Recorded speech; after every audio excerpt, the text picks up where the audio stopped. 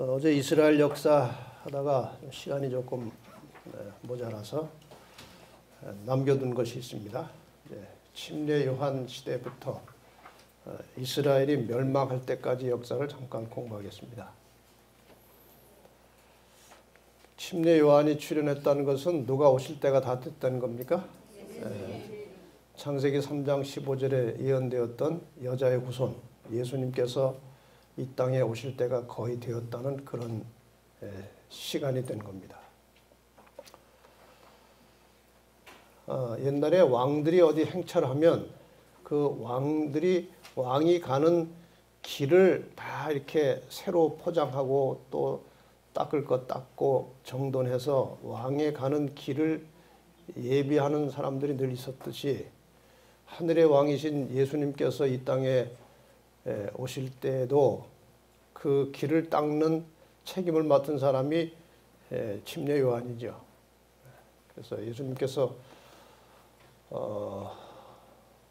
태어나기 6개월 전에 침례 요한이 먼저 태어났죠. 그리고 이스라엘 백성들은 이제 그 유대의 풍습은 이렇게 사람 앞에 공중에 나타나서 일을 하려면 30세가 되어야 돼요. 30세. 그러니까 예수님 아직 30세 안 되었을 때 침례 요한이 먼저 30이 돼가지고 아마 나타나서 예수님이 오실 길을 예비하는 이제 그런 일을 하는 것입니다. 마태복음 3장에 보면 이제 침례 요한이 출현하지요. 그때 침례 요한이 이르러 유대 광야에서 전파해 가라되 회개하라 천국이 가까웠느니라 하였으니 저는 선지자 이사야로 말씀하신 자라 일렀으되 광야에 외치는 자의 소리가 있어 가로되 너희는 주의 길을 예비하라 그의 첩경을 평탄케 하라 하였느니라. 이미 이사야 선지자가 이 침례 요한이 나타날 것을 미리 예언을 했습니다. 그가 나타나서 주의 길을 예비하는 그런 일을 할 것이라고 예언을 했고 그 예언대로 침례 요한이 나타났습니다. 이 침례 요한이 출현했을 때 다시 말하면 예수님께서 이 땅에 오시기 직전에 유대 사회는 참담했습니다. 오랜 세월 동안 제사장들이 형식에 얽매여 가지고 율법주의의 포로가 돼 가지고 정말 무미건조한 예배를 드리고 있었고 시대소망 서망에 보면은 시대소망 서문에 보면 대부분의 이 지구상의 인간들이 너무나 허망한데 어디 의지할 것도 없고 아주 막연한 절망 속에 빠져 있었다고 그랬어요. 이제 그때 침례 요한이 나타나서 예수님의 오심을 예고하는 것이죠. 근데 회개하라 예수가 가까이 왔느니라 하지 않고 왜 천국이라고 했을까요?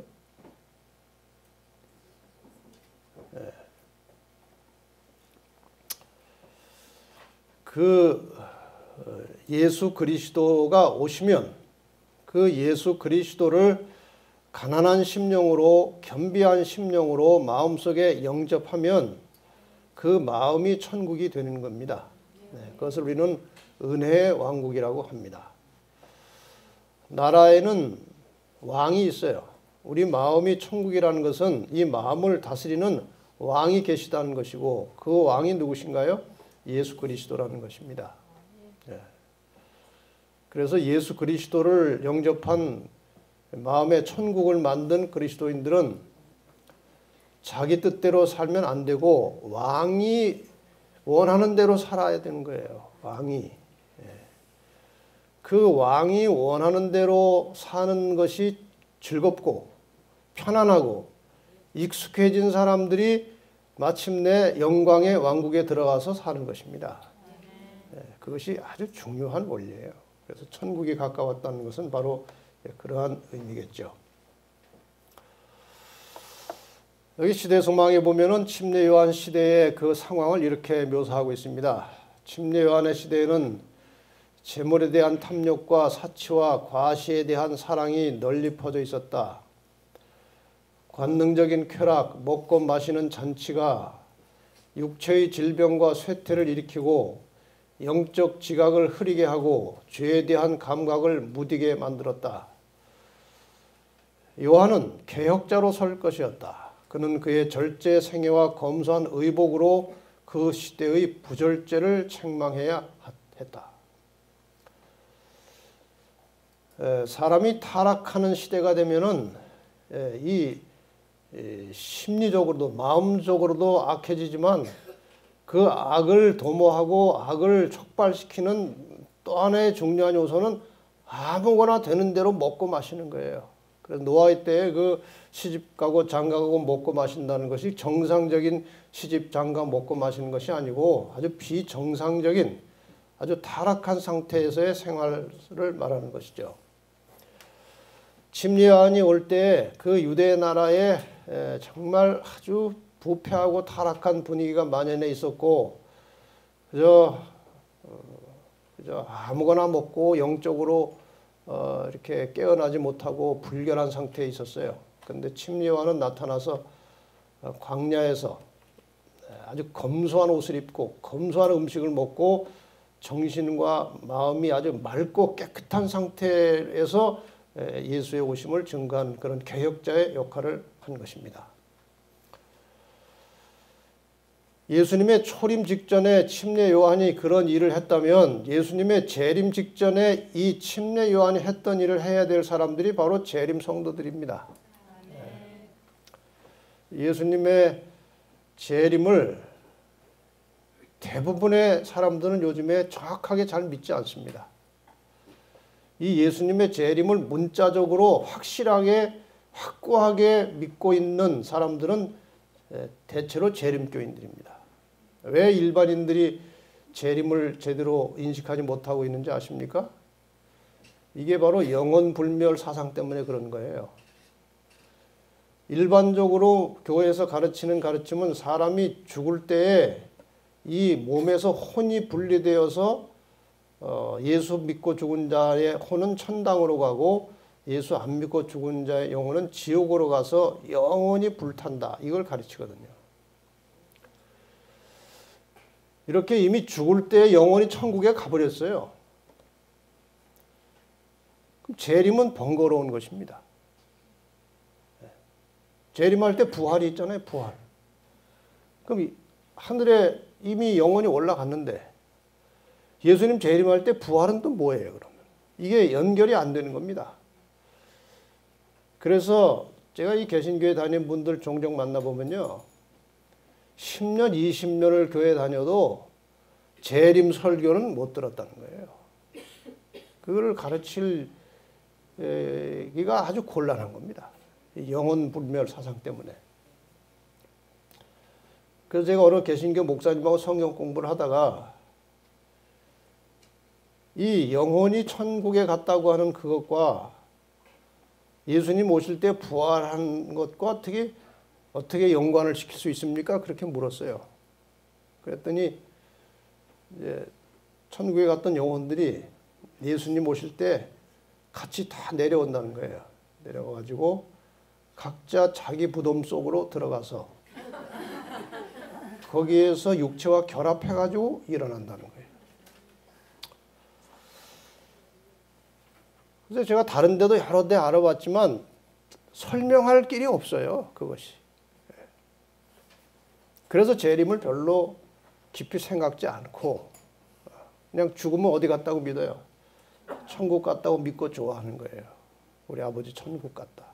예수님 품에 갔다.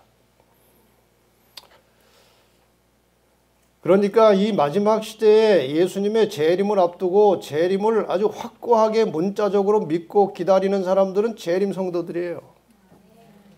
그래서 예수님의 재림을 마치 침례 요한이 예수님의 초림을 천국이 가까웠다고 외쳤듯이 재림 성도들은 재림 전에 재림이 가까웠다고 외쳐야 되는 사명이 있는 사람들이에요. 근데 외치려면 자기가 재림을 맞이할 준비가 돼 있어야 외치죠. 그게 아주 큰 숙제예요, 우리한테. 그래서 이 마지막 시대의 재림 성도들의 신앙은 그 모든 관심의 초점이 재림에 맞춰져 있어야 돼요. 재림에 맞춰져 있어야 돼요. 관심이. 쓸데없는 데다가 자꾸 관심 쓰다 보면은 재림에서 멀어지는 겁니다. 그렇지 않겠습니까? 그래서 우리 재림 성도들은 이 재림의 삶에 초점을 맞추고 재림을 뭐 믿는다고 되는 게 아니에요. 제가 지금 여러분에게 재림을 믿으십니까? 하면 다 네 하고 아멘 다 해요. 그러나 그 재림이 오늘 나의 생활에 영향을 미치고 있느냐 하는 거예요. 재림을 믿고 있지만 그 재림이 오늘 나의 삶에 내 생각과 내 말과 행동에 그 재림이 영향을 미치고 있습니까? 그건 또 아니에요. 재림이라는 말을 들으면 생각나서 믿지만 평상시 생활은 재림하고 관계가 없이 사는 거예요. 이것이 오늘 우리 재림 성도들의 숙제입니다. 이런 말씀을 통해서 자각할 사람들이 자각을 하고 자기가 재림을 위해서 준비할 뿐만 아니라 이 재림을 말로 자기의 행실로 삶으로 다른 사람에게 전하는 것이 우리의 사명이에요. 재림을 믿는다고 하면서 사는 거 보면 도무지 재림하고 관계없이 살잖아요. 우리가. 이걸 우리가 바꿔야 되는 거예요. 요한은 메시아의 강림을 전파하며 백성들에게 회개하라고 외쳤다. 죄에서 정결함을 받는 상징으로서 그는 요단강 물에서 그들에게 침례를 베풀었다. 이와 같이 그는 뜻깊은 실물 교훈을 통하여 하나님의 선택된 백성이라고 주장하는 사람들이 죄로 말미암아 더러워졌다는 것과 또한 마음과 생애에 정결함이 없이는 메시아의 왕국에 참여할 수 없다고 선언하였다. 이 당시 사회를 향해서, 이 당시 교회 지도자들을 향해서, 유대 사회를 향해서 이 침례 요한은 목숨을 걸고 담대하게 외쳤습니다. 그런데 여기 넘어가기 전에 그렇게 하나님 앞에 흠 없고 정결하게 준비된 상태로 예수의 오심을 전했던 침례 요한이 얼마나 억울하게 죽었습니까? 본인으로서는 정말 너무나 억울한 거예요. 젊은 나이에, 그것도 예수님이 같이 있던 시대에 예수님께서 기적을 베풀어서 꺼내줄 수도 있는데 그거 예수님이 하지 않고 그냥 죽는 것을 예수님이 방치하신 거거든요. 방관하신 거예요. 왜 그러셨을까요? 시대서방에 보면은 후일에 많은 사람들이 그리스도의 이름을 위하여 충성스럽게 살다가 순교당할 시대가 올 것이다. 그런데 그 순교를 당할 때 침례 요한을 생각하면서 위로를 받도록 하기 위해서 그렇게 허락하셨다 그랬어요. 그리고 침례 요한이 계속 살아 있었더라면 또 어떻게 했겠습니까? 침례 요한의 사명은 예수의 오심을 그 사전에 준비시키는 일이 그 사명이 있는데 그분이 오셨기 때문에 그는 자기 사명을 다 한 것입니다. 그래서 그냥 죽는 것을 하나님께서 허락하시지 않았나 그런 생각이 들어요. 아마 계속 살아 있었다면 인간이기 때문에 심리적으로 또 예수님하고 또 라이벌 의식을 가졌을지도 몰라요. 적당한 시간에 그렇게 갔습니다. 이스라엘 백성들은 그 당시 영적 교만에 사로잡혀 있었죠. 만일 이스라엘이 하나님께 성실하였더라면 하나님께서 그들의 존귀와 높임을 통하여 당신의 목적을 성취하실 수 있으셨을 것이다. 만일 그들이 순종의 길로 행했더라면 하나님께서 그들을 칭찬과 명예와 영광으로 그 지으신 모든 민족 위에 뛰어나게 하셨을 것이다. 이건 오늘 우리에게도 해당되는 말씀이에요. 우리가 정말 하나님의 말씀에 충실하고 성실하다면 우리가 하나님의 말씀에 정말 즐겨 순종하여 변화되어 가는 삶을 살고 있다면 우리의 삶을 통해서 하나님은 영광을 받으시고 우리가 믿고 있는 진리는 훨씬 더 빨리 세상 모든 사람들에게 전파되었을 것입니다. 그런데 이스라엘은 실패했습니다. 이 일에 실패했습니다. 그래서 메시아의 강림을 갈망하기는 하였지만 유대인들은 메시아의 사명에 대하여 참된 개념을 전혀 갖지 못했다. 그들은 죄로부터의 구속이 아니라 로마로부터의 해방을 얻으려고 애썼다. 현실적인 문제를 해결하는 데 급급했어요. 예수 그리스도의 그 영적인 사명, 그 예수 그리스도의 영적인 활동과 그분의 존재에 대해서는 제대로 개념을 갖지 못하고 우선 자기들의 현실, 이 로마의 압제로부터 해방시켜줄 메시아를 기다리다 보니까 그 메시아를 제대로 알아보지 못한 것입니다. 오늘 우리도 마찬가지예요. 우리의 신앙은 아주 매우 현실적이에요. 그냥 당면한 문제만 가지고 씨름을 하는 사람들이에요, 대체로. 여러분, 물론 개인적으로 당하는 여러 가지 시련과 고통과 어려움이 있지만 그 너머에 우리를 보고 계시는 하나님을 바라보시고 그분의 뜻이 무엇인지 살펴서 그 뜻을 따라가는 그런 성도의 삶이 필요한 것입니다. 예수님께서 현실적으로는 그 십자가에 쓴 잔을 옮겨 가시기를 기도하셨어요. 그러나 내 뜻대로 마시고 아버지의 뜻대로 하옵소서. 여러분이나 저의 현실 생활에도 마찬가지예요. 여러 가지 인간적으로 시련과 고통과 어려움이 있어요. 우리가 그것을 위해서 기도합니다. 그 기도할 때에 하나님 제 뜻대로 마시고 기도는 하지만 간구해서 우리의 필요를 아뢰고 열심히 기도하지만 마지막에 드리는 기도는 그러나 제 뜻대로 마시고 아버지의 뜻대로 하옵소서. 제가 어제 군대 이야기를 했어요. 근데 제가 일반 군인으로도 또 안 되고 하사관으로 잡혀왔어요. 여러분 뭐 잘 모르시지만 일반 군인은요, 훈련을 4주만 받으면 돼요. 근데 하사관으로 잡혀가면은 훈련만 6달을 받아요. 6달을. 아주 힘들고 고된 훈련을 6달을 받아요. 근데 제가 군대를 6달만 갔다 와도 되는데 그냥 3년을 가게 된 것도 이상한데 제가 하사관학교 이제 그 가기 전에 수용연대라는 데가 있어요. 거기서 신체 검사하고 이제 대기하는 게가 있는데 거기는요, 그 군대 생활의 카운트도 안 되는 거예요. 날짜가 지나가도. 지금은 모르겠습니다만.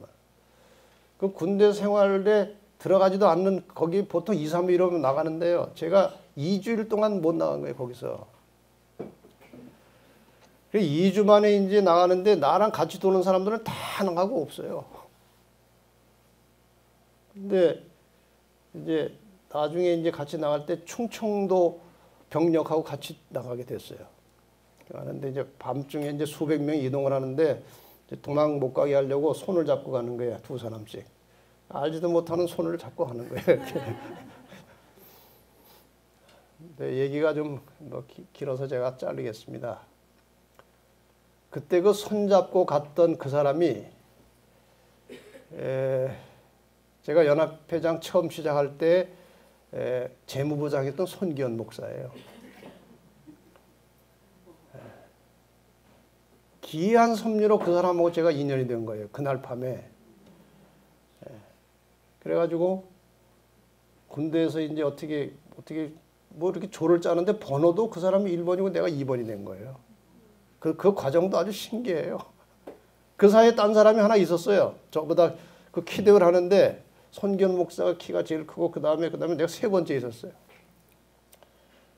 근데 이 앞에 있던 사람이 날 보고 말이 자리를 자꾸 바꾸자는 거예요. 네가 나보다 키가 큰데 왜 바꾸려고 그러느냐. 뒤에 있는 게 자기 친구래요. 그래서 옆에 이제 번호가 같이 있으면 좋겠다는 거예요. 바꿔가지고 나중에 줄 서 있을 때마다 지적을 여러 번 받았어요. 키가 잘못됐다고. 근데 번호가 이미 정해지니까 못 바꾸는 거예요. 1, 2번이 돼가지고 잠도 같이 자고 훈련 뭐 조를 짜도 같은 조고 그러니까 그 이제 뒤에 후반기 4개월을 같이 살았죠. 저녁 잘 때마다 제가 이제 전도하는 거죠. 결국 목사가 됐어요. 네. 그게 섭리가 있었던 거예요. 섭리가. 저로서는 상당히 그 당시에 이해가 안 되죠. 6개월 갈 거 3년 가죠. 또 하사관학교 가서 6개월 훈련을 받아야 되죠. 근데 하나님께서 그 선교원 불러대려고요. 저를 그 타이밍에 거기에다가 갖다 놓으신 거예요. 그래서 어느 날 제가 선교원한테 목사 목회하는 동안에 그 자네를 통해서 가족들이 많이 인도됐거든요.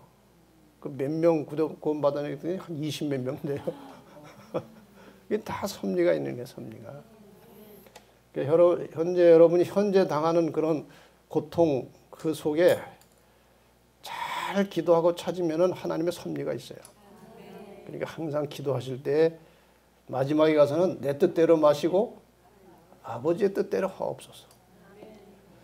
제가 신학교 다니면서도요, 이 영혼 구원이나 선교에 대해서 제가 그 은사가 없어가지고 자신이 없었어요. 그래서 학교 선생 나가려고 애쓰다가 이제 선생 자리는 없고 그때 목회자가 모자라가지고 목회를 나왔지만 그때 제가 목회를 나오면서 그래도 영혼 구원에 나름대로 확신을 한 것은 선교원을 구원한 경험이 있어서 그런 거예요. 이게 저에게는 인생에 굉장히 중요한 사건이었어요, 그것이. 그러니까 다 섭리가 있는 거예요. 드디어 이제 침례 요한이 예수의 오심을 예고했고 천국이 가까웠다고 외쳤고 마침내 여자에게서 때가 차니까 하나님이 그 아들을 여자에게서 나게 하셔서 태어나셨고 그 이름을 예수라고 했는데 이는 자기가 자기 백성을 저희 죄에서 구원할 자이십니다. 이제 창세기 3장 15절을 다시 한번 회상해 보겠습니다. 여기 창세기 3장 15절에서 하나님께서 뱀에게 사탄에게 여자의 후손이 내 머리를 상하게 할 것이라고 그랬잖아요. 이 여자의 후손이 드디어 이제 태어난 것입니다.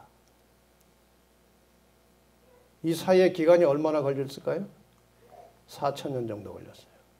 대략 4,000년에 이 에덴 동산 어느 한 모퉁이에서 그 사탄에게 여자의 후손이 내 머리를 상하게 할 것이라고 하나님께서 말씀하신 지 한 4,000년이 지나서 드디어 유대 땅 베들레헴에서 여자의 후손 예수가 이렇게 탄생하신 거예요. 엄청난 사건이죠. 여러분 저 그림을 뭐 실제 그림은 아니지만 잘 보세요. 하나님이에요. 저 아기로 이 땅에 오신 거예요. 정말 신비한 사건입니다. 그러나 사실이고 현실이었어요. 그 당시에. 하나님이 오신 거예요. 어제 말씀드린 대로 광야의 천막 속에 백성들 중에 사시던 하나님이 친히 이 땅에 오셔서 우리 곁에 사시게 된 거예요. 그래서 임마누엘이라 하라고 그랬잖아요. 우리와 함께 하시는 하나님, 임마누엘. 드디어 사탄은 이제 자기의 머리를 상하게 할 여자의 후손이 탄생했으니까 초긴장 상태로 들어갔겠죠. 태어나자마자 헤롯을 통해서 죽이려고 하는 거예요. 그래서 아시죠, 이 사건을. 이 헤롯이 박사들에게 속은 줄 알고 박사들이 이제 예수 찾으면 자기한테 다시 오겠다고 해놓고 가버렸거든요. 천사가 가라고 그래서. 심히 노하여 산을 보내 베들레헴과 그 모든 지경 안에 있는 산의 아이를 박사들에게 자세히 알아본 그때를 표준하여 2살부터 그 아래로 다 죽였다. 누구 죽이려고 그런 거예요? 여자의 후손 죽이려고 그런 거예요. 헤롯이 한 일이 아니고 사탄이 한 일이죠. 헤롯은 도구에 불과한 거예요. 사탄이 한 일이에요. 이렇게 해서 예수님은 태어난 이후로부터 이렇게 죽음의 위험과 함께 시험당하는 일, 평생 동안 사단이 쫓아다니면서 미혹하고 시험해서 죄에 빠뜨리려고 했어요. 왜? 한 번이라도 죄를 지면은 구속사고는 끝나는 것입니다. 그래서 만약에 예수님이 죄를 범하면 그의 죽음은 자기 죄로 죽는 것이지 대속하는 죽음이 아니거든요. 자, 이 사탄이 예수를 시험한 것, 일대 광야에서 예수를 시험한 이야기를 잘 아시죠? 그 세 가지. 그 세 가지와 함께 포함해서 이 사탄이 인간을 시험하는 통로를 잠깐 여러분 이제 참고적으로 소개하려고 합니다. 하와를 시험할 때 하와가 그 선악과의 나무를 보니까 먹음직하고 보암직하고 지혜롭게 할 만큼 탐스러웠다고 그랬잖아. 이게 사탄이 주는 정신이거든요, 이것이. 예수님 시험할 때 세 가지 시험이 있었죠. 세 가지 시험. 첫째 시험은 돌이 떡이 하라, 떡이 되게 하라. 이게 먹는 것과 관련된 거예요. 먹음직한 거, 돌이 떡이 되게 하라. 같은 이제 성격이죠. 그 다음에 두 번째 시험은 천하 만국을 보여줬어요. 시각적으로 보여준 거예요. 선악과가 보암직하다고 그랬잖아요. 보여주고 이 만국을 찾으러 온 거 아니냐. 근데 나한테 절 한 번만 하면 내가 그냥 주겠다 그랬어요. 경배를 요청한 것입니다. 경배. 자기가 늘 이제 이 선악의 싸움은 사실 경배 싸움이에요. 하늘에서부터 자기도 경배받고 싶어서 시작된 싸움이 여기까지 온 거예요. 예수님한테 자기한테 경배하라고 그러는 거예요. 세 번째 싸움은 성전 꼭대기에 데리고 올라가서 뛰어내리면 천사가 너를 받아줄 거 아니냐. 한번 해봐라. 예. 이게 자기 과시하라는 거예요. 이게 지혜롭게 할 만큼 탐스럽기도 한지라 같은 맥락이에요. 이것이. 사도 요한은 이제 이것을 이렇게 요약했습니다. 육신의 정욕, 보암직한 거는 안목의 정욕. 그 다음에 자기 잘난 척하는 거, 자기가 높아지는 것, 그것은 이생의 자랑이라고 했어요. 그러니까 오늘 우리도 모든 죄악의 통로는 이 세 가지 통로로 들어온다는 거예요. 식욕과 성욕을 통해서 이 육신의 정욕을 통해서 시험이 들어옵니다. 그 다음에 보암직한 거, 보면 갖고 싶고 소유하고 싶은 이 물욕, 탐심 이런 것들이 눈을 통해서 들어와요. 그 다음에 교만심, 명예심, 자존심 이런 것들이 또 우리를 시험하는 것입니다. 이 모든 시험을 예수님께서는 하나님의 말씀으로 성령의 능력으로 이 시험을 이기셨습니다. 그렇다면 오늘도 우리가 우리 주변에서 우리의 생활 속에서 닥쳐오는 모든 시험과 미혹과 유혹을 이길 수 있는 길은 오직 말씀으로 이길 수 있는 거예요. 네, 말씀으로. 그러니까 성령께서는 우리에게 역사하실 때에 이미 우리 안에 들어와 있는 말씀을 생각나게 하심으로 우리를 인도하십니다. 그러니까 성령의 지도를 받으시려면 평상시에 하나님의 말씀을 충분히 머릿속에 가득 채워놔야 돼요. 다 잊어버린 것 같지만 이 속에 어딘가는 있어요. 여러분이 설교를 듣고 책을 보고 또 뭐 감동을 받고 또 뭐 이렇게 유튜브나 이런 데 좋은 말씀을 듣고 나면 예은혜 씨를 보고 이렇게 듣고 나면 그게 다 잊어버리고 생각이 안 나는 것 같지만 이 속에 어딘가 있어요. 이렇게 늘 말씀을 가까이 하고 말씀을 충만히 머릿속에 넣어놓고 살 때에 그 다음에 이제 기도하면은 성령께서 이게 들어있는 말씀을 생각나게 하셔서 죄를 이기게 하시는 거예요. 네. 그러니까 기도만 한다고 되는 것이 아니고 성경만 본다고 되는 것이 아니고 두 가지를 다 충분히 할 때에 우리가 사탄의 시험을 이길 수 있다는 거예요.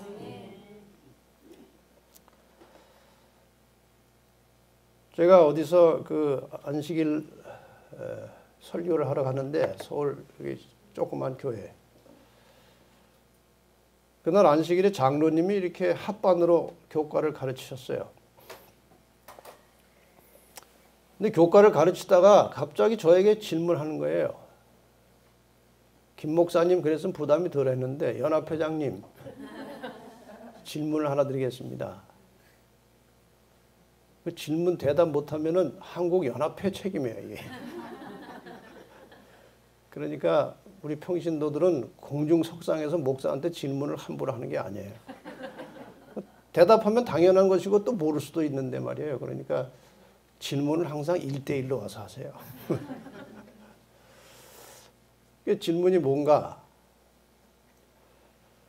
우리가 예수님처럼 살 수 있어요? 없어요? 그거요. 이거는요, 정말 대답하기 어려운 신학적인 문제예요. 살 수 있다고 자신 있게 말해야 되는데 현실이 안 그렇잖아요. 또 살 수 없다고 말하면 또 교리에 안 맞아요. 근데 순간에 하나님께서 지혜를 주셨어요. 예수님처럼 예수님만큼 기도하면 예수님처럼 살 수 있죠. 더 이상 질문이 없어요. 그게 정답이었나 봐요. 여러분, 예수님이 기도를 얼마나 많이 하셨는지 아십니까? 아침에 일어나서 몇 시간씩 기도하시고 성령의 새로운 침례를 받으시고 받은 것을 가지고 나눠주러 나가셨다고 그랬어요. 이게 예수님의 일과예요. 저녁에 돌아오실 때 또 기도하고. 자, 예수님께서 시험을 많이 받으셨는데 그리스도는 인간으로서 신격을 가진 존재가 아니고 인간으로서 사탄의 유혹을 물리치셨다. 모든 사람이 그리스도께서 승리하신 것처럼 승리할 수 있다. 조건은 뭐예요? 그분처럼, 그분만큼 말씀을 갈급하여 말씀을 찾고 기도하는 생활을 하는 것입니다. 시간이 없으니까 마침내 예수님께서 십자가에서 모든 것을 다 이루시고 무죄하신 분이 돌아가심으로 누구든지 저를 믿음으로 죄를 해결하고 구원을 받을 수 있는 길이 열린 것입니다. 십자가에 돌아가심으로 모든 인간을 구원하신 것이 아니고 십자가에 죽으심으로 누구든지 저를 믿는 사람들이 구원받을 수 있는 길이 열린 거예요. 자기 의지를 가지고 선택을 해야 되는 것입니다. 하나님께서 자유의지를 주셨기 때문에 자기 의지를 가지고 예수를 나의 구주로 영접하는 선택을 할 때 거기서 구원이 이루어지는 것이죠. 그리스도께서는 당신이 이루려 오신 사업을 완수할 때까지 숨을 거두지 않으시다가 임종을 하시면서 다 이루었다고 부르짖으셨다. 싸움은 승리로 끝났다. 그분의 오른손과 거룩한 팔이 그로 승리하게 했다. 그분은 정복자로서 당신의 깃발을 영원한 고지 위에 꽂으셨다. 천사들이 기뻐하지 않았겠는가? 온 하늘은 구주의 승리의 개가를 불렀다. 사탄은 패배했다. 그는 자기의 나라를 잃어버렸다는 것을 알았다. 여러분이 지구에 대한 소유권 전쟁이 있어 온 것입니다. 원래 이 지구는 누가 주인입니까? 하나님이 주인이십니다. 아담과 하와는 뭐예요? 관리인이에요. 관리인. 하나님이 창조하신 지구를 아담과 하와는 관리하는 책임. 너희가 이 모든 것을 다스려라 그랬어요. 가져라 하지 않고 그것은 관리권을 주신 것입니다. 관리하도록 했는데 관리자가 관리를 잘못해가지고 아주 쉽게 말하면 사탄에게 사기를 당한 것입니다. 사기를 당해서 임시로 이 지구에 대한 소유권이 누구한테 넘어갔어요? 죗값에 팔려서 사기당해가지고 이 임시 소유권이 사탄에게 넘어갔어요. 그래서 이 땅에 왔을 때 사탄이 아까 시험할 때 말이에요. 너 이거 가지러 왔지? 나한테 절 한번 하면 그냥 줄게. 이 말은 소유권이 누구한테 있다는 거예요, 지금. 자기한테 소유권이 있다는 거예요. 그게 만약에 틀렸다면 예수님께서 말씀하셨을 거예요. 이게 왜 네 거냐, 내 거지. 근데 그 당시 아직 예수님께서 십자가의 대속의 죽음을 통해서 이 죗값을 지불하기 전까지는 사기꾼이 자기 땅이라고 주장하는 거예요. 아직 판결이 안 끝난 것입니다.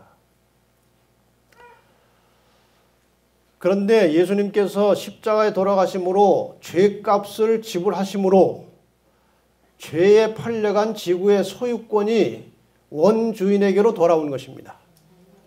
이게 지금 그 말이에요. 그는 자기의 나라를, 사탄이 자기의 나라를 잃어버렸다는 것을 알았다. 이 순간에, 십자가에서 운명하신 순간에 이 지구에 대한 소유권은 누구에게로 넘어갔어요? 하나님께로 넘어가는 것입니다. 원주인에게로 넘어가는 거예요. 이렇게 보시면은 거의 정확합니다. 비유를 들어서 어떤 사기꾼이 남의 땅을 이제 뺏었어요. 사기쳐가지고. 그래가지고 그 땅에다가 이제 농사도 짓고 비닐하우스도 치고 자기 집도 짓고 막 그냥 한참 늘어놓은 거예요. 근데 저쪽에서 땅을 빼앗긴 이제 피해자가 고소해가지고 계속 재판이 진행 중에 있었어요. 그래서 뭐 이제 고등법원, 대법원까지 가가지고 원주인이 이겼습니다. 재판에서 원주인이 이겼어요. 그 순간의 소유권은 어디로 가는 거예요? 원주인에게로 가는 거예요. 그런데 아직 사기꾼은 어디 살고 있어요? 사기한 땅에 살고 있는 거예요. 비닐하우스도 있고 뭐 자기 집도 있고 막 거기서 농사도 짓고 하고 있는 거예요. 소유권은 어디로 넘어갔어요? 원주인에게로 이제 갔어요. 근데 안 내놓는 겁니다, 땅을. 여러분 상식적으로 재판에 졌는데 땅을 안 내놓으면 어떻게 해야 돼요? 강제 집행하잖아요. 강제. 집달리들이 와가지고 강제 집행해서 뺏어서 주인한테 돌려줘야 돼. 이게 법이에요. 그게 법. 사탄이 안 내놓으려고 하는 거예요. 그래서 예수님이 재림하셔가지고 강제로 뺏어가고 하나님이 주인, 영원히 주인이 되시는 거예요. 이게 지금 상황이에요. 지금 우리가 소유권은 주인에게 넘어갔는데 아직도 사탄이 이걸 붙들고 안 놓으려고 하는 것입니다.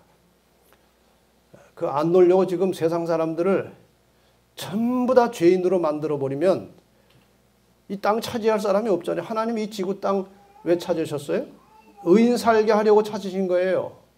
근데 의인이 하나도 없으면 지구 하나님한테 필요 없어요. 그래서 다 악인을 만들어가지고 주인이 가져가봐야 소용없게 만드는 거예요. 그게 사탄의 전략이에요. 쉽게 말하면. 결국 이스라엘이 예수 그리스도를 십자가에 못 박음으로 하나님과의 약속을 폐기하고 버려진 바 된 나라가 됐어요. 출애굽기 19장에 보면은 이스라엘 백성이 하나님과 약속한 것입니다. 하나님께서 이제 너희가 내 말 잘 들으면 너희는 열국 중에 내 소유가 되겠고 이 세상에 대해서 제사장 나라가 되고 거룩한 백성이 되겠다.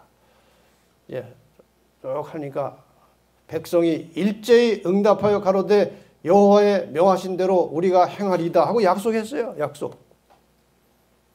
근데 약속을 깬 겁니다. 조상들이 한 약속을 후손들이 깬 거예요. 십자가에 못 박힐 때 소리 질렀습니다. 저희가 소리 지르되 없이 하소서 없이 하소서. 그러니까 예수를 죽이라는 거예요. 저를 십자가에 못 박게 하소서. 빌라도가 가로되 내가 너희 왕을 십자가에 못 박으랴. 너희 왕. 이 빌라도는 이상한 사람인데 가끔 옳은 소리를 하는 거예요. 네? 너희 왕. 이건 옳은 소리 아닙니까? 제사장들이 대답하되 가이사 외에는 우리에게 왕이 없나이다. 누굴 포기한 거예요? 하나님을 자기의 왕으로 하는 것을 포기한 거예요. 이게 결정적인 말입니다. 이것이. 가이사 외에는 우리에게 왕이 없나이다.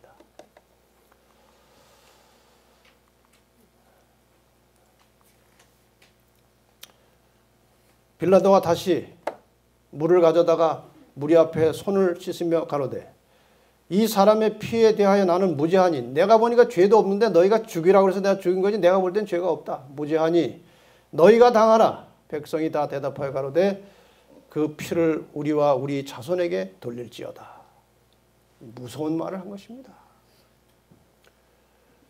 이 죄값으로 유대 나라가 서기 70년에 망한 후에 1500년 이상을 여러 나라에 뿔뿔이 흩어져서 죽을 고생을 하고 사는 과정에 또 유태인 학살에 600만이 죽고 이런 처참한 민족의 행로를 걷다가 1948년에 간신히 독립을 해서 왔습니다마는 큰 저주를 받은 것입니다. 바로 이 말 때문에 그 피를 우리와 우리 자손에게 돌릴지어다. 오늘을 사는 사람들은 후세를 위해서 깊이 생각을 하고 살아야 돼요. 이 나라도 지금 당장 현재 어떤 목적을 이루기 위해서 골몰할 것이 아니고 후세 사람들이 어떻게 살 것인지를 염두에 두고 정치를 해야 되는 거예요. 우리 가정도 마찬가지예요. 이제 결국 이스라엘 백성의 운명이 저물어 가고 있었고 예수님께서 하늘로 올라가신 이후에 이 땅에 복음이 전파되기 시작했는데 이 복음을 전하던 스데반이 돌에 맞아 순교하는 역사가 일어났습니다. 복음을 전하다가 돌 맞아 죽었어요. 그것도 어느 나라에서? 유대 나라에서. 얼마나 이상한 일입니까? 유대 나라에서 예수님께서 남겨두신 복음을 전하다가 순교를 당하는 것입니다. 스데반이. 그날에 스데반이 순교한 다음에 예루살렘에 있는 교회에 큰 핍박이 나서 사도 외에는 다 유대와 사마리아 모든 땅으로 흩어지니라. 그 흩어진 사람들이 두루다니며 복음의 말씀을 전할세. 그러니까 예루살렘에 머물러 있던 복음이 이제 사마리아를 유대와 사마리아 바깥으로 퍼져나간 거예요. 그러니까 복음이 유대 땅 예루살렘 안에 있다가 어디로 나갔어요? 바깥으로 나감으로써 유대인을 위한 70주일의 기간 490년의 역사가 끝났습니다. 그러니까 2300주에 예언되었던 예루살렘을 중건하는 영이 날 때부터 70일에 490년의 기간을 유대인을 위해서 주었는데 그 기간이 서기 34년에 끝남으로써 490년의 역사가 끝나고 이제 유대인의 의미는 없어진 것입니다. 그 다음에 얼마 후에 서기 34년에 이제 스데반이 순교하고 차츰 이스라엘은 이제 서서히 패망하기 시작하다가 서기 70년에 예루살렘이 이제 완전히 파괴되는 장면이 나오는데 누가복음에서 예수님께서 살아계실 때에 그 성전에 대해서 이렇게 말했습니다. 너희의 보는 이것들이 이 아름다운 건물 이것들이 날이 이르면 돌 하나도 돌 위에 남지 않고 다 무너뜨리리라고 했어요. 예루살렘이 성전이 말이에요. 돌 하나 겹치지 않고 다 망가지겠다고 그랬어요. 예수님께서 예언하셨죠. 그 다음에 다시 너희가 예루살렘이 군대들에게 에워싸이는 것을 보거든 멸망이 가까운 줄 알라. 그랬을 때 유대에 있는 자들은 다 산으로 도망가라고 그랬어요. 포위가 시작되면 도망가라고 그랬어요. 이때 도망간 사람들은 살았어요. 이때 예수님의 어머니 마리아를 요한이 데리고 도망갔어요. 그런 사건이 있었어요. 그리고 너희 도망하는 일이 언제 되지 않도록 기도하라고요? 겨울에나 안식일에 되지 않도록 기도하라. 그러니까 이 말을 보면은 예수님께서 십자가에 돌아가시고 서기 70년이나 됐을 때에도 역시 뭘 지키라는 거예요? 안식일을 지키라는 거예요. 그러니까 예수님 십자가 이후로 부활을 지켰다는 것은 이 말에도 맞지 않는 거예요. 마침내 서기 70년에 로마 군인들이 예루살렘을 포위해서 예루살렘을 이제 완전히 망하는 불타 없어지는 그런 엄청난 사건이 벌어졌습니다. 예루살렘이 멸망하기 직전에 유대 지도자들의 맹목적인 고집, 가증한 범죄들이 로마군의 그 마음속에 굉장히 기분 나쁘게 하고 자극을 줘가지고 아주 무차별하게 사정없이 잔인하게 예루살렘을 멸망시키는 기록이 여기에 나옵니다. 그런데 이 지도하는 장군이 그 성전이 너무나 아름답기 때문에 이 성전을 파멸해서 건져내고자 애를 썼다고 그랬어요. 근데 그게 제대로 안 된 거예요. 이 성전은 망가뜨리지 말라고 그랬어요. 불지르지 말라고. 그런데 밤이 돼서 이제 이 타이터스 장군이 천막으로 돌아왔는데 유대인들이 성전에서 뛰어나와가지고 밖에 있는 이 로마 군사들을 갑자기 공격한 거예요.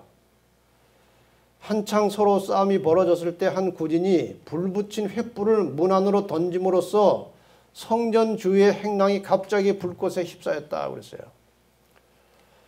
티투스는 장군들과 많은 군사들을 거느려 그곳으로 달려가서 불을 끄도록 했어요. 빨리 불을 끄라는 거예요. 예루살렘 성전 타지 않게. 그러나 아무도 그 명령에 따르지 않는 것입니다. 왜 그러는가 하면은 화도 났지만 예루살렘 성 벽돌 하나하나 그 사이에 금이 다 들어있었어요. 금이. 이 금을 캐려고 벽돌을 하나하나 전부 다 드러낸 것입니다. 그 와중에. 그래서 바닥에 있는 벽돌까지 싹 다 허물어 버렸어요.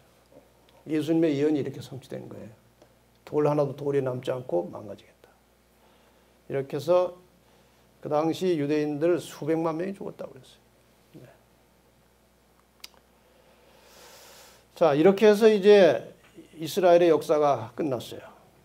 복음이 지금 어디로 퍼져나가요? 이방으로 퍼져나가는 것입니다. 드디어 기독교 역사가 시작됐어요. 여러분 이제 그 단어를 좀 정리를 하세요. 기독교라고 하는 말이나 그리스도교라는 말이나 똑같은 거예요. 한문으로 기독하면 그게 예수예요. 한문으로 기독한 게 그게 예수라는 뜻이에요. 그다음에 개신교는 또 뭐예요? 기독교는 뭐고?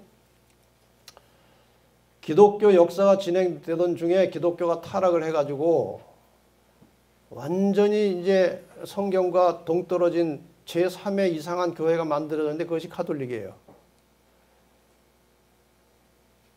여기에서 성경대로 하자고 뛰쳐나왔어요, 사람들이. 그렇게 해서 만들어진 게 개신교예요. 그렇게 하시면 돼요. 그러니까 기독교 하면은 천주교나 개신교나 다 들어가는 거예요. 그러나 개신교 하면은 천주교에서 빠져나온 교회들을 말하는 거죠. 조금 더 하고 이제 잠깐 쉬겠습니다. 초기 교회 이제 복음 전도하는 장면인데 예수님께서 이제 하늘로 올라가시면서 부활하신 이후에 하늘로 가시기 전에 많은 사람들에게 나타나셨어요.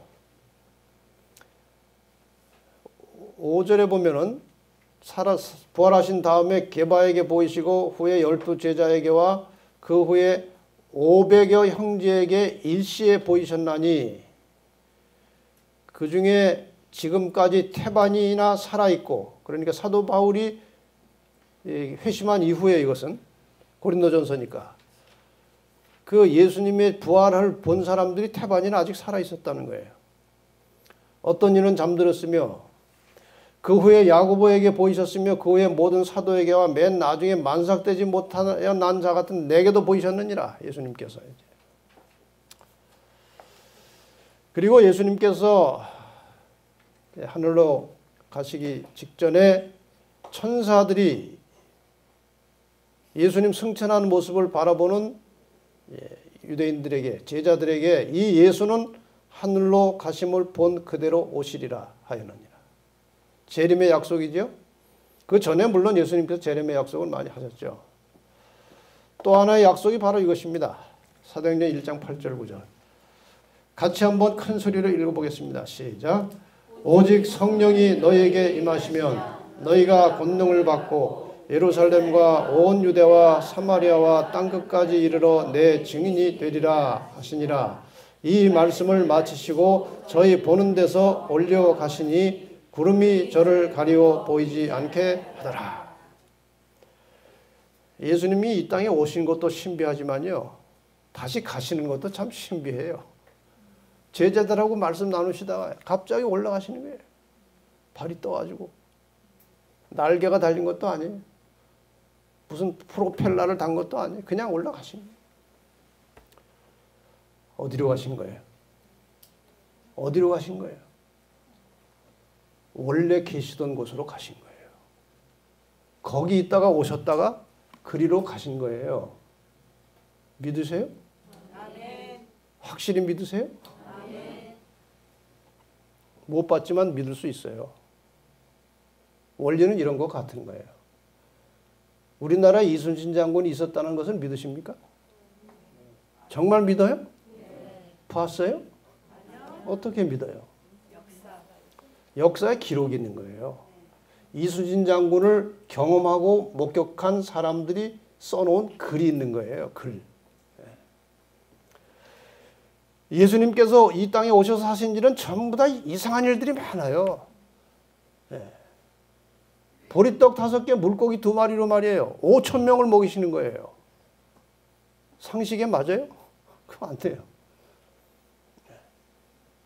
처녀가 잉태해서 아이를 낳은 거예요. 그냥 또 하늘로 올라가신 거예요. 이상한 일들이지만 옆에서 본 증인들이 있는 거예요. 증인들이. 그래서 사복음서는 그 증거물이에요. 증인은 최소한 2 이상 있어야 증거가 되는 겁니다. 법적으로. 2 이상 있어야 증인이 돼요. 증거가 돼요. 4시 증거한 거예요. 4시. 확실합니까? 네. 우리는 성경 말씀 100% 믿을 수 있어요. 하늘로 올라가셨고 약속대로 성령을 이 땅에 보내셨습니다. 2 약속. 성령께서 오실 것이다. 그리고 언젠가 내가 다시 온다. 이 약속을 하고 가셨어요.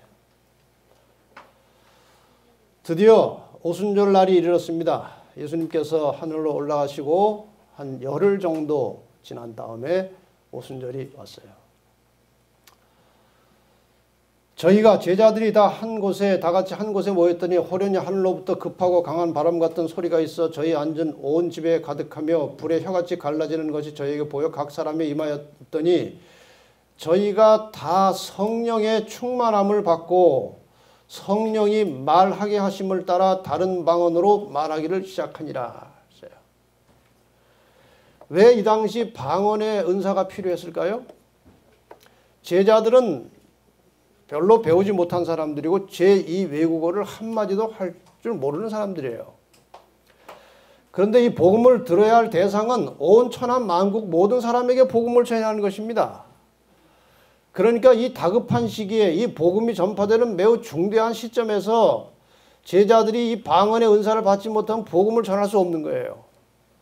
그래서 이 성령의 내림과 함께 아주 현저하게 강조해서 말씀하는 것이 방언의 은사라고 나오는 거예요.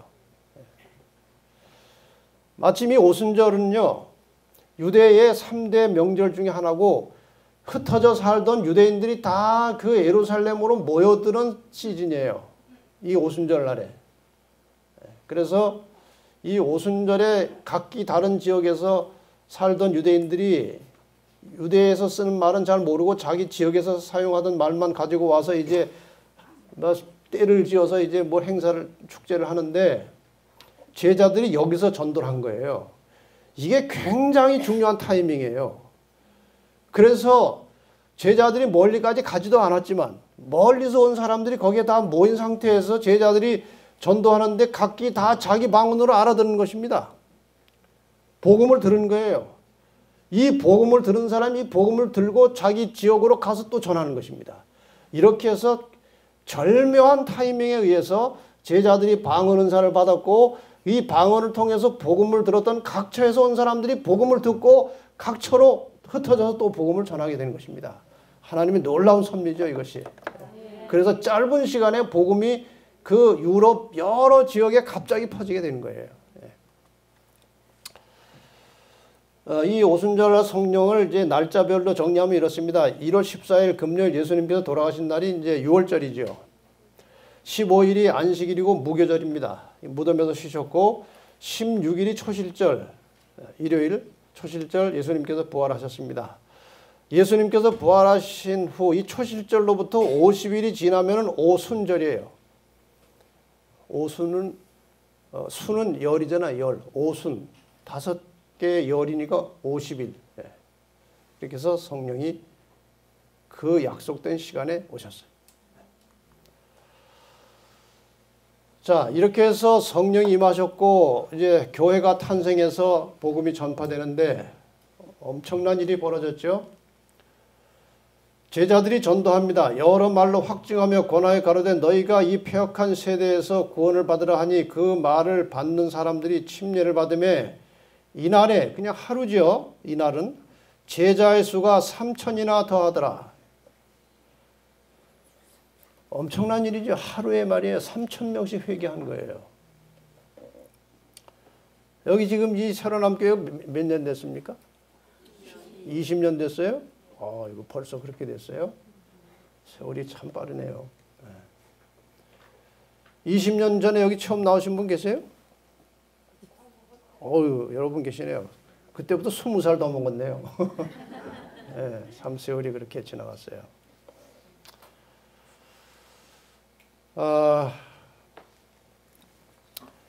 근데 20년이 되는데도 그냥 그저 그렇잖아요. 수가 줄었다가 좀 늘었다가 줄었다가.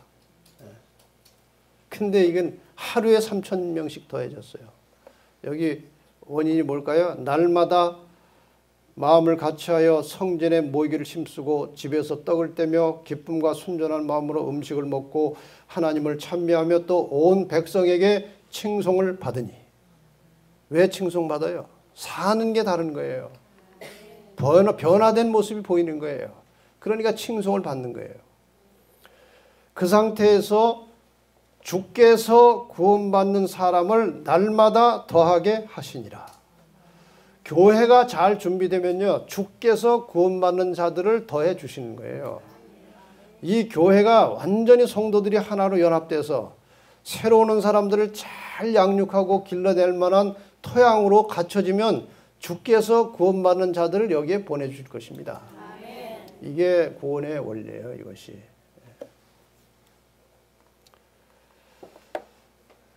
여기에 우리가 깨달아야 할 중요한 교훈을 한 가지 드리고 잠깐 쉬고 다시 하겠습니다.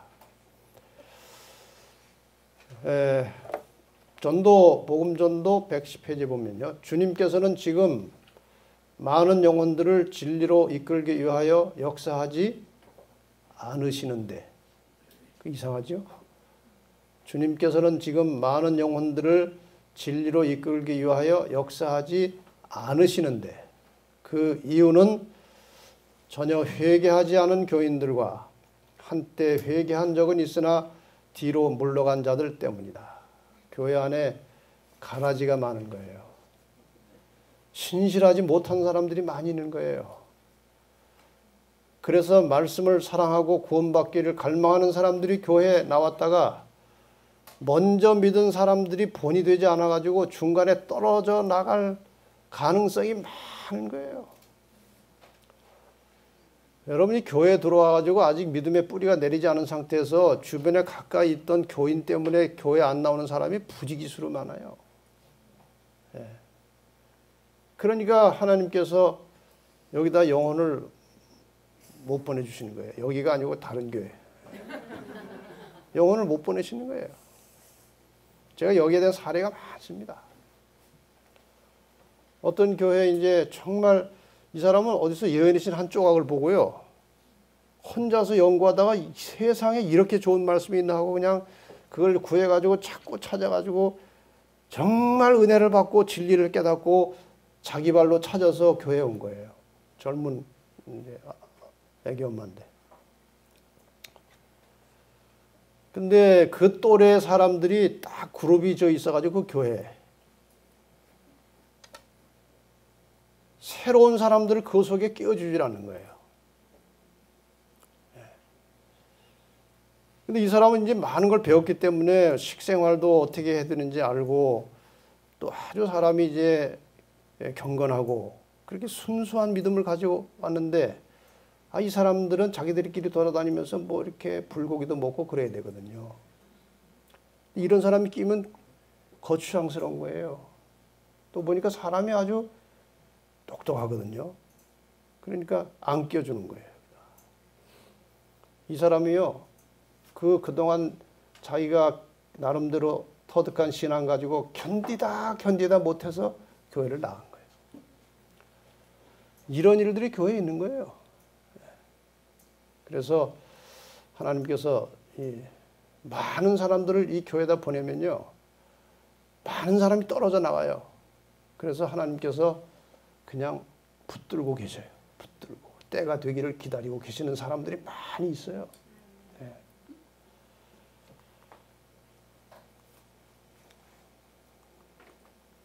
예수님의 사역을 보면요, 그 전도의 원리가 이렇게 나옵니다. 예수님은 제자들을 훈련시키고 말씀의 씨를 뿌렸죠. 근데 특별한 결실이 없었어요. 근데 제자들이 이제 십자가를 경험하게 됐고, 십자가를 경험하면서 제자들에게 획기적인 변화가 왔어요. 능력을 받았어요. 큰 소리를 외쳐가지고 아까 말씀드린 대로 하루에 수천 명씩 회개하는 그런 결실, 대량 수확이 왔어요. 자, 씨를 뿌린 것이 이런 과정을 통해서 수확이 됐다. 이것을 이제 설명을 좀 하려고 그래요. 어떤 목적을 위하여 많은 수의 사람들이 모이는 곳마다 그분께서 기별을 전하는 음성이 들렸습니다. 예수님께서 이제 말씀을 전하시는 거예요. 그분의 음성은 분명하고 뚜렷하였다. 그 결과로 십자가의 죽으심과 승천 이후에 수천 명이 하루에 회개할 수 있게 되었다. 그리스도께서 뿌린 씨, 말씀은 마음속 깊이 심어지고 싹이 터서 제자들이 성령의 은사를 받았을 때 수확을 거둬들일 수 있게 되었다. 여기 이해를 잘 하셔야 됩니다. 예수님께서 오셔서는 교회를 세우지 않으시고 말씀의 씨앗만 계속 뿌리셨어요. 씨앗만 뿌렸어요. 예수님은 침례도 안 주시고 교회도 안 세웠어요. 씨앗만 뿌렸어요. 그리고 하셨어요. 제자들이 성령 받고 큰 소리를 외칠 때에 하루에 수천 명씩 돌아온 것이 과연 어떤 사람들이 깨어나서 돌아왔느냐 이거예요. 수만 명이 있었을 거 아니에요? 근데 수천 명이 돌아왔는데 그 수천 명이 누구냐 이거예요. 그 수천 명이 예수님께서 이 땅에 계실 때에 전하는 말씀의 씨를 받았던 사람들이에요. 이미 말씀의 씨가 이 속에 심겨졌던 사람들이 그것이 솔솔 움직이고 있었고, 성령 받은 제자들이 나가서 큰 소리를 외칠 때에 이것이 뿌려진 씨가 움직이고 있던 사람들이 회심해서 돌아온 거예요. 그러니까 여러분이나 저나 꼭 사람을 인도해서 여기까지 데려와서 침례를 받게 하는 게 중요한 게 아니에요. 평상시 생활 속에서 내가 접촉하고 아는 모든 사람들에게 말씀의 씨를 뿌리는 거예요. 부지런히 씨를 뿌리는 거예요. 그거 어려운 일 아니거든요. 왜 교인들이 전도를 잘 안 합니까? 어려워요. 가서 뭐 하다 보면 또 뭐 이단이라고 그러니까 에라 모르겠다. 알아서 해라. 그리고 또 한 사람 인도하려면 얼마나 공을 많이 들여야 돼요. 자존심 다 상하고. 근데 사실 그런 과정 속에서 우리가 품성이 바뀌는 거예요. 전도는 그래서 해야 되는 거예요. 전도는 교만한 사람은 전도 못해요. 자존심 상해서. 자기를 땅바닥에 내려놓고 남을 섬길 줄 알아야 전도할 수 있어요. 자기의 가진 모든 것을 희생하고 남을 위해서 봉사하고 헌신해야 전도의 문이 열리는 거예요. 그런 과정 속에서 품성이, 이기적인 품성이 이타적으로 바뀌는 것입니다. 그래서 전도와 품성 변화는 붙어 있는 거예요. 분리되지 않는 거예요. 그런데 쉽게 전도하는 방법은요, 일단 씨를 뿌리는 것입니다. 씨를 뿌려서 받든지 안 받든지. 저는 이 씨 뿌리기 전도에 거의 평생을 살아왔어요. 이 씨앗을 만드는 일을 제가 열심히 했어요. 책자도 만들고 테이프도 만들고 해서 씨를 열심히 만들었어요. 말들을 많이 해. 뭐 자기가 뭐라고 뭐 테이프도 만들고 뭐 책을 쓰고 그러냐고. 우리 집사람도 옆에서 당신 뭐 이렇게 책을 자꾸 쓰냐고 그래. 근데 저는 씨를 만드는 심령으로 책을 쓰고 테이프를 만들고 CD를 만들고 진리바다를 만든 거예요. 그런데 지금 제가요, 그 씨앗의 열매를 가는 데마다 보는 것입니다. 제가 미국이나 뭐 한국 여러 개 전도에 다니면요, 그 CD나 테이프나 책 보고 회심하고 회복된 사람들이 가는 데마다 있는 거예요. 네. 제가 지난 10월 달에 미국 가서 전도회를 한 2곳 하고 왔는데, 거기 캐나다에서 온 사람이 한 사람 참석을 했어요. 자기 캐나다 자기 다니는 교회에 자기 발로 걸어 들어와서 침례받은 장로교인이 하나 있대요. 그 어떻게 해서 자기 발로 들어왔냐고 물었더니 유튜브에서 제가 만들어 놓은 씨를 본 거예요. 그 열심히 듣다 보니까 이게 진리거든요. 그래서 자기 발로 온 거예요. 자기 발로. 네. 그 침례받았어요. 그래서 그분이 그 전도에 그 마운틴뷰 교회 가서 자기가 김 목사님 만날 거라고 그랬더니 굉장히 뭐 부러워하더래요. 인간적으로. 네, 그래서 제가 그분에게 마지막 희망이라는 CD에다가 사인해가지고 하나 줬어요. 그랬더니 사진 찍어가지고 보내왔어요. 내가 왜 이런 얘기를 드리는가 하면은 여러분 씨를 뿌리면요. 당장 뭐가 안 보이는 것 같아도 시간이 지나면요. 반드시 결실이 오는 거예요. 특히 지금 우리가 뿌린 씨는 늦은미 성령 때 엄청난 수확으로 올 것이라고 그랬어요.